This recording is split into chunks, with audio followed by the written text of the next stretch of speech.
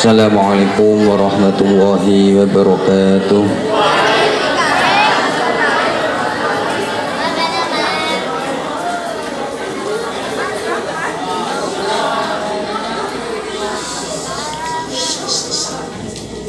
Syai'ulillahi lana wa lamul fatihah.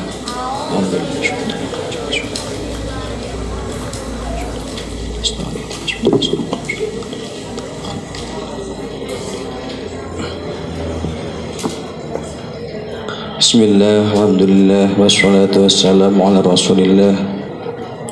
La hawla wa la quwata illa billah, amma ba'du.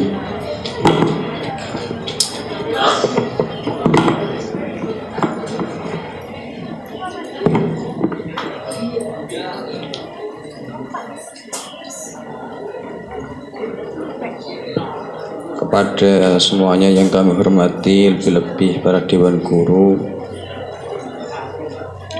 sedantenipun ingkang kula hormati,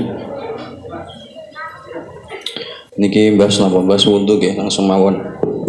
Mbahas wundu niki kula mboten kitab nggih, kersane mboten sesat nggih. Jadi cara kula ngomong niki napa jare kitab, mboten jarine tak wahid. Semawon bahas wundu. Napa pengertiane wundu? Ya? Jenengan belajar fikih mulai kelas 1 sampai kelas 9. Apa pengertian dari wundu?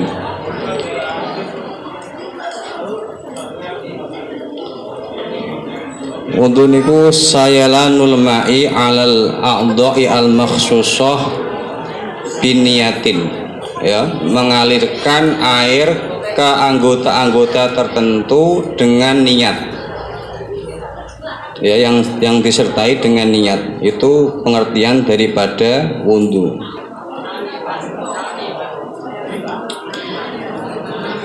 Mengalirkan air pada anggota-anggota tertentu disertai dengan niat.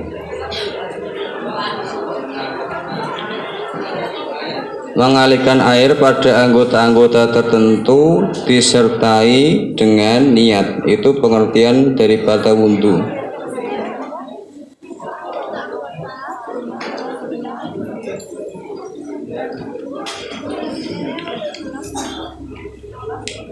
Dalam wundu ada hal yang perlu kalian perhatikan. Ya, dalam setiap ibadah pasti ada yang namanya syarat dan rukun. Apa pengertian dari syarat? Ada yang tahu pengertian dari syarat?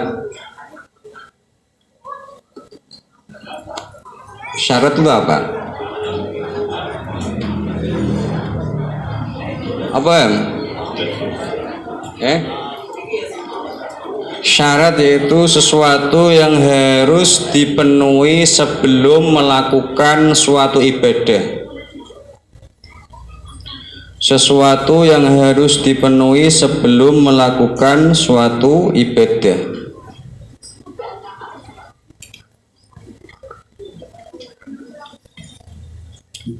Kemudian syarat daripada wudhu itu apa aja? Syarat-syarat daripada wudhu yaitu yang pertama adalah air mutlak.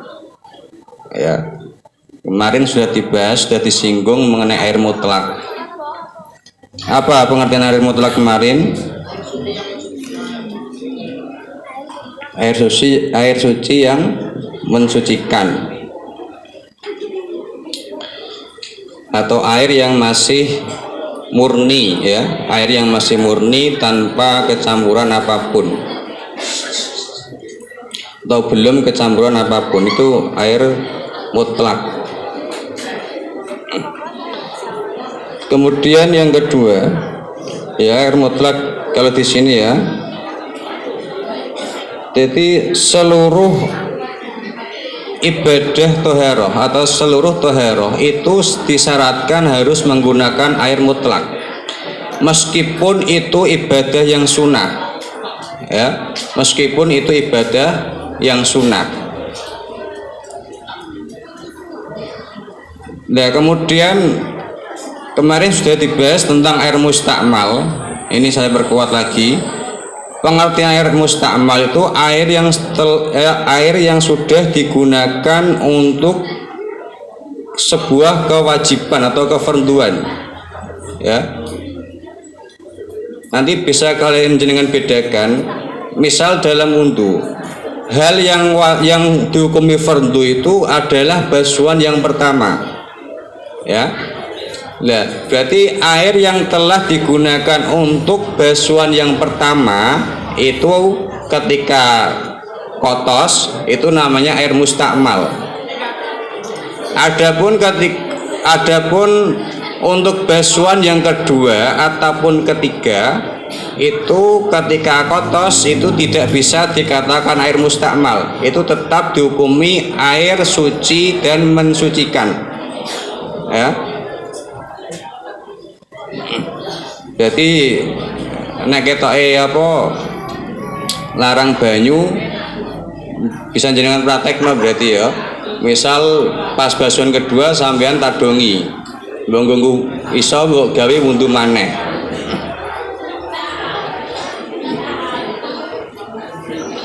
Kemudian yang kedua,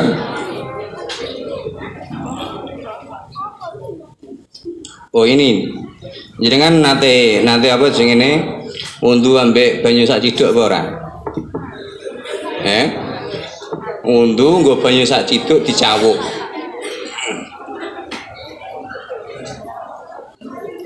Itu gini, ya. Ketika jenengan kok memasukkan tangan ke wadah, itu jangan jenengan kalian niati untuk mensucikan hadas, tapi jenengan niati mencawuk, ya, mengambil air, mencawuk atau menimba. Soalnya apa? Soalnya adekan pas jenengan masukkan air ke wadah yang kurang dari 2 kola, kok jenengan niati untuk membersihkan hadas, ketika tangan jenengan angkat, ini otomatis mustakmal, ya. Tapi nek jenengan niati mbok ciduk, iku gak mustakmal. Lau adkhala al-mutawaddiyatu bi qasdil ghusli anil hadas aula bi qasdin ba'da niyatil junub aw taslisi wajhil muhdis aw ba'dal ghuslatil ula in qasada al-iktisar 'alaiha bila niyat iktirafin wala qasda akhdhil ma' li gharadin akhar sara mustakmalan bi nisbat li ghairi yadihi falu ayagsila bima fiha baqi sa'idiha. Jadi gini, misal jenengan wis niat junub, ya, badhe niat junub terus cemplungno tanganem. Niat junub terus mbok cemplungno tanganem. Iki nek tanganem mbok angkat otomatis air yang diwadah semua mustakmal. Atau misal jenengan berbasuh wajah, ya. Wudhu berbasuh wajah, setelah habis basuh wajah basuh apa? Basuh kedua tangan. Andaikan kedua tangan jenengan celupkan ke dalam wadah, ini terus tangan jenengan angkat, ini otomatis air itu mustakmal. Beda halnya setelah basuh wajah kemudian jenengan celupkan tangan kalian ke wadah tersebut dengan tujuan niat menciduk, ya, menciduk, ya, mbok ciduk terus lagi mbok ciduk sik terus lagi mbok mbok alirkan di tangan, itu nanti hukumnya beda, ya. Penting yang hukumnya itu adalah bagaimana cara kita mengambil air di wadah tersebut, ya. Nek niatin ciduk berarti setelah diciduk air tersebut tidak dihukum mustakmal, ya. Tapi kalau tidak ada niat ciduk, tidak ada niat nyiduk, setelah basuh wajah terus menyelupkan tangan ke dalam air, itu secara otomatis air tersebut menjadi mustakmal. Nanti kalau ada pertanyaan silahkan ditanyakan, nggak masalah. Yang pertama adalah harus menggunakan air mutlak. Kemudian yang kedua, mengalirkan air pada anggota yang dibasuh, ya, mengalirkan air pada anggota yang dibasuh. Dalam rukun wudhu ada dua bahasa, ya, ada bahasa guslu dan ada bahasa masku. Guslu artinya membasuh, masku artinya mengusap. Ini untuk dibedakan. Berarti kalau guslu itu harus disyaratkan adanya air yang mengalir, ya. Guslu itu artinya harus disyaratkan harus adanya air yang mengalir. Ketika air tersebut kok tidak sampai mengalir, itu tidak dianggap guslu, ya. Misal jenengan wudhu nganggo banyu es, ya, es utuhane lho, es sing atos. Mbok wudhu mbok keset-keset nang ngene. Itu belum bisa dikatakan guslu. Itu hanya sebatas ngusap. Ya, makanya disyaratkan harus jaryul ma'in ala udwin magsulin fala yakfi ayyamasahu al-ma' bila jiryanin li'annahu la yusamma guslan. Jadi harus disyaratkan harus sampai air tersebut mengalir, ya. Kemudian yang ketiga, ala yakuna alaihi mughayyiran lil ma' taghayyuran daron. Disyaratkan pada anggota-anggota yang dibasuh itu tidak ada sesuatu yang bisa merubah air, merubah sifatnya air. Sekarang cara cawe itu sih apa? Wedak, ya. Wong wedakan niku kira-kira ketika mbok basuh wajahmu pas keadaan memakai bedak itu kira wedaknya itu larut dengan air enggak? Ya? Larut barang? Enggak. Tergantung. Ya. Kayak memakai lipstik barang. Itu andekan kok misal mbok basuh kok larut sampai air, itu berarti basuhan tersebut belum dianggap mencukupi. Jadi syaratnya harus bedake utawa lipstike kalian ilangi dahulu nyampe bersih baru jenengan basuh, ya. Ingat-ingat sing nggo wedak, sing nggo lipstik, sing nggo make up apa neh iku.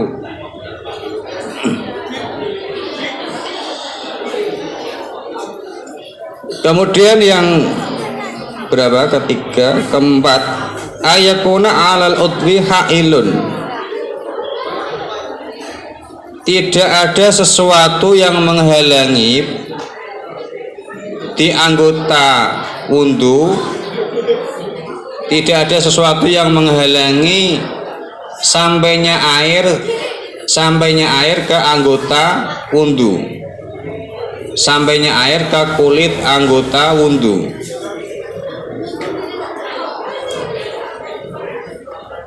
Ya, sampainya air ke kulit anggota wudhu.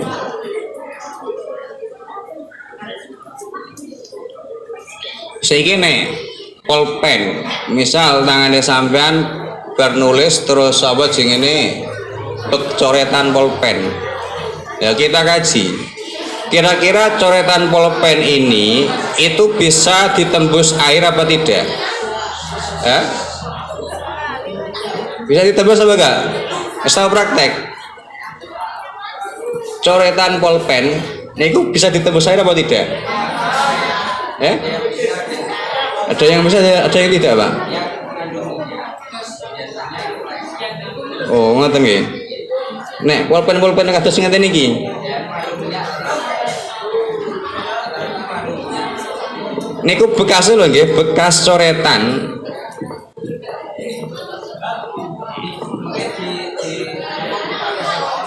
Nggih, monggo. Nggih. Andaikan itu kok bisa ditembus dengan air bisa menembusnya, itu maka dianggap cukup.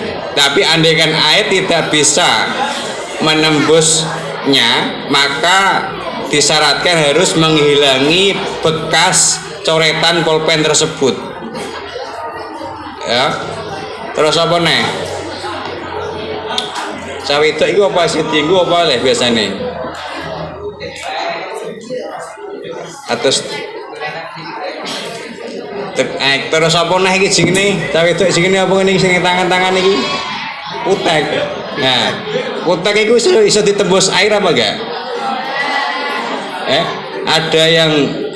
Ada yang tidak bisa, ada yang bisa. Tapi kutek itu andaikan terkena air itu larut apa enggak? Enggak. Ya itu. Yang penting jenengan nek ameh menggunakan sesuatu harus jenengan perhatikan ya. Soalnya apa? Soalnya berkaitan dengan ibadah kalian. Makanya ini penting saya sampaikan syarat-syarat daripada wudhu. Yang pertama tadi apa? Menggunakan air mutlak. Kemudian yang kedua apa? Yang kedua apa? Mengalirkan air pada anggota yang dibasuh. Yang ketiga, pada anggota wudhu tidak ada perkara yang menyebabkan berubahnya air. Apa? Tadi sudah saya contohkan, misal bedak, andaikan bedak itu ketika kalian basuh kok larut, ya, kok larut, itu berarti belum mencukupi. Karena apa? Karena posisi air pas dengan basuh di wajah itu sudah berubah. Ya, kemarin sudah dibahas. Kapan air mutlak kok salah satu sifatnya ada yang berubah? Itu maka itu akan menjadi air yang mutaghayyir. Air mutaghayyir kemarin masuk pada kategori air tohir ghairu mutahhir. Ya, berarti tidak bisa dipakai untuk bersuci. Kemudian yang keempat tadi apa? Pada anggota tubuh tidak ditemukan penghalang yang menghalangi sampainya air ke kulit anggota wudhu. Kemudian yang terakhir, yang kelima adalah dukhulil waktu, harus masuknya waktu sholat. Ini terkhusus bagi orang yang beser. Apa beser bahasanya? Orang yang beser, atau kalau orang putri itu orang yang istihadah. Ya, wong istihadah itu wudune wajib masuk waktune sholat. Kapan wong istihadah wudune kok sadurunge mlebu waktune sholat, wudune gak mencukupi. Ya, wajib setelah masuk waktunya sholat.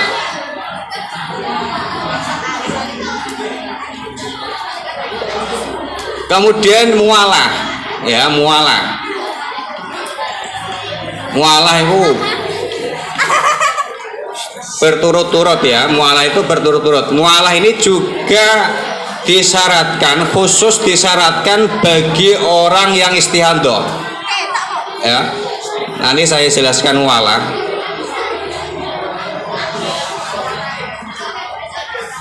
Ya, coba apa ya? Sisi apa malam?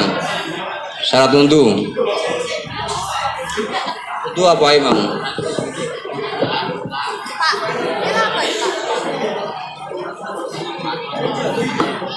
Satu, menggunakan air mutlak. Dua,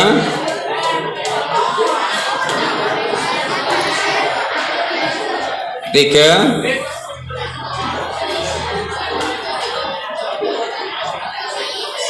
empat, 5 bagi orang istihanto ya, atau orang geser. Ini syarat khusus ya. Adapun nanti jenengan kalau menemukan dalam buku-buku kalian fikih kok ada syarat Islam, tamyiz dan sebagainya, itu adalah syarat umum untuk ibadah ya. Syarat secara umum untuk ibadah mesti kudu Islam, berakal ya, itu syarat umum. Semua ibadah menyyaratkan itu. Sudah ya, ada yang ditanyakan tentang syarat-syarat wudhu?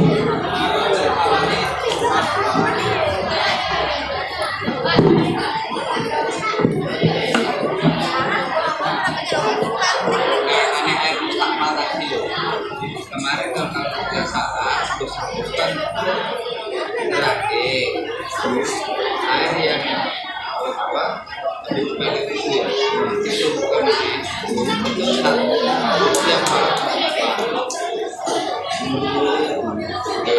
kan ketika datang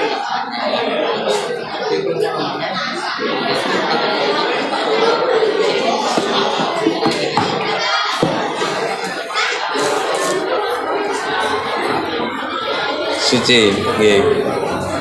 Oke. Sekarang ada pertanyaan ya. Ya benar. Ada pertanyaan mengenai air mustamal. Gimana air mustamal ketika dikumpulkan itu tetap menjadi mustakmal kecuali ketika dikumpulkan sampai ada 2 kulah lebih, itu akan menjadi suci mensucikan ya. Air mustakmal kapan kalian kumpulkan kok mencapai volume 2 kolah lebih, itu akan menjadi suci mensucikan lagi ya. Tapi kok jumlah volumenya belum nyampe 2 kolah lebih, itu masih dihukumi air mustakmal, dalam artian air suci tapi tidak bisa digunakan untuk bersuci. Nomor 3 gimana? Nomor 3 apa nanti mas? Tidak ada sesuatu yang merubah air pada anggota wudhu. Tidak ada sesuatu yang bisa merubah air pada anggota wudhu ya.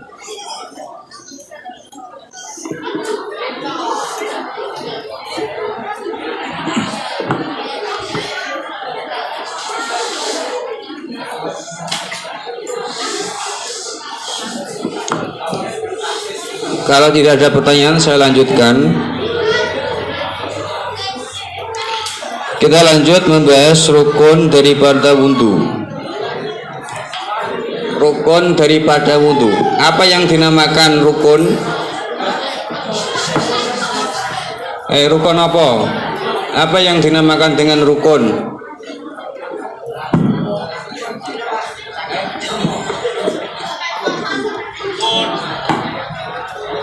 Jadi kalau syaratkan hal yang harus dipenuhi sebelum melakukan suatu ibadah. Kemudian kalau rukun apa? Hal yang harus dipenuhi saat melakukan ibadah ya. Rukun wudhu ada berapa?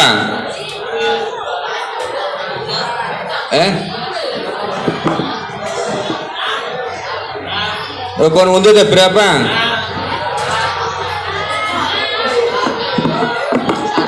Satu apa? Niat.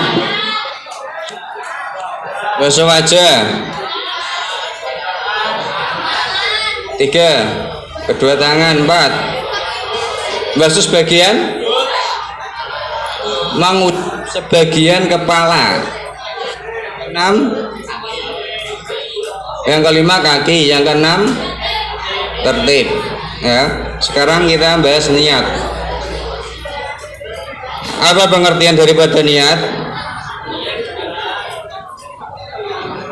Qasdu syai'in muqtaronan bi fi'lihi. ya, menyengaja melakukan sesuatu bersamaan dengan melakukannya, menyengaja melakukan sesuatu bersamaan dengan melakukannya, ya, menyengaja melakukan sesuatu bersamaan dengan melakukannya, itu niat. Jadi nek jenengan sampean niat ingin sesuatu tapi melakukannya ada jeda, misal aku ameh ngombe morok leren jupuk gelas aku lagi diombe, iku jenenge gak niat, ya, itu jenenge azam, ya, namanya azam, bukan niat. Nah ini makanya kalian perhatikan sekarang bahas dalam masalah wudhu. Jika jenengan niatnya nawaitul wudu'a, ya, nawaitul wudu'a tok, bariku langsung basuh wajah. Ketika basuh wajah jenengan gak niat lagi, itu wudhu kalian belum bisa dikatakan sah. Itu wudhu kalian belum bisa dianggap mencukupi, ya. Sekarang awal juz'in daripada wudhu itu apa? Bagian pertama daripada wudhu itu apa? Yang dibasuh wajah, ya, sebagian. Berarti niat itu harus dilakukan bersamaan kita saat membasuh wajah, ya, dan niat harus dilakukan di dalam hati, ya, ingat ini.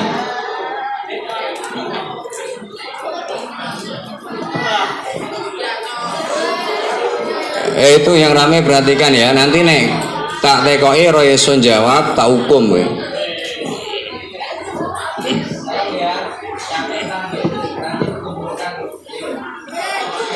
Ya, niat. Jadi niat dalam wudhu itu harus bersamaan pada saat basuh wajah. Jika kalian niatnya cuma nawaitul wudu'a li rafil hadasil asghari fadlillahi ta'ala, hanya dengan lisan, ya, tapi pada saat membasuh wajah kalian tidak niat di dalam hati, untuk kalian belum mencukupi, ya, atau untuk kalian belum dianggap. Ini dalam Syafi'iyah. Jadi perhatikan. Jadi posisi niat sampean oleh niat nawaitul wudu'a li rafil hadasil asghari fadlillahi ta'ala, tapi saat basuh wajah dalam hati kalian harus ada kerentek niat wudhu lillahi ta'ala. Cukup itu aja, ya. Dalam hati kalian harus ada kerentek niat wudhu lillahi ta'ala. Cukup itu, gak usah niat yang wudhu krono ngilangke hadas cilik, gak usah kesuwen. Cukup niat wudhu lillahi ta'ala, ya. Paham, ya? Bahkan ketika kalian basuh wajah, pada saat basuh wajah, kalian perhatikan dalam hati kalian harus punya kerentek niat wudhu lillahi ta'ala, ya, itu saja sudah mencukupi. Nggak usah nengati ngomong kerentek niat ingsun wudhu krono ngilangake hadas cilik fardu lillahi ta'ala, nggak usah. Cukup kesuwen kok. Nah, kesuwen biasanya mamang. Cukup niat wudhu lillahi ta'ala, ya. Itu niat. Kemudian membasuh wajah. Basuh wajah perlu kalian ketahui, dalam membasuh wajah kalian harus mengetahui batasan-batasan wajah, ya. Dalam vertikal atau dalam malangi atau panjangnya tulan itu adalah tempat tumbuhnya rambut secara umum, sampai apa ini jenis tulang apa ini ning tulang rahang ya, sampai bawahnya tulang rahang. Jadi ingat, ini kalian yang wudhu. Di antara tempat tumbuhnya rambut pada umumnya ya, pada umumnya sampai tulang rahang ya. Nah, kenapa ada redaksi secara umum? Ini nanti soalnya untuk menanggapi permasalahan ketika seseorang tersebut botak atau nggak punya rambut ya, atau rambutnya yang tengah-tengah tok ya. Itu untuk menanggapi ketika ada realita orang yang botak. Berarti ini sampai ini perhatikan. Jadi apa nih untuk terus ketika dalam horizontal, dalam segi horizontalnya adalah di antara dua telinga. Berarti ini saya iki. Nah, sekarang sing kene dibahas utara. Berarti kan gini, saya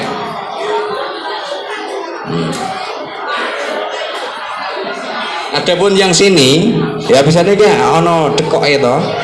Iki gak wajib dibasuh. Ya, sing wajib kayak gitu. Terus dalam membasuh wajah, ini perhatikan.